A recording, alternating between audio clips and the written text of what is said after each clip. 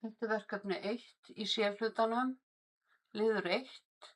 Til að byrja á að breyta spássíum, þá smelli ég hérna á layout-flipan og fer í Page Setup og eins og þið sjáu þá eru efri og neðri og vinstri og hægri allar stilltar á 3 cm. Ég ætla að hafa 2 cm hérna ofan. Ég get annarkvort skrifað 2 hérna eða ýtt á örina niður hér.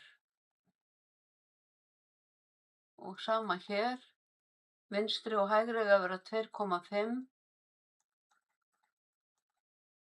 Ég get líka skrifað 2,5. Ef Word er ekki stillt á sentimetra hjá ykkur, þá sjáu þið á blaðsíðu C2 hvernig þið eigið að breyta því og eins að hafa kommu en ekki punkt í skiltákn hérna á milli. Og ég ætla að vista.